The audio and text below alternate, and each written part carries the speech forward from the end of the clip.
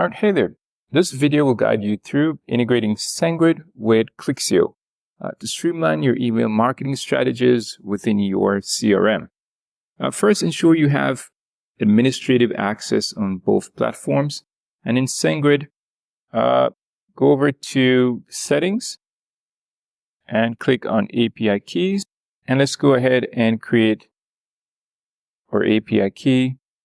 Let's call this Clixio. And we'll set this to full access and create. All right, great. And now let's head over to Clixio.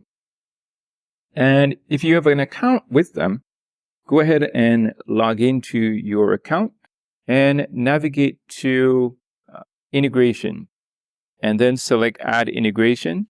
And if Clixio supports SendGrid natively, then all you have to do is input the API key you just generated and then save your settings and send a test email through Clixio to ensure that emails are correctly routed through SendGrid. And that's it. You've connected SendGrid to Clixio.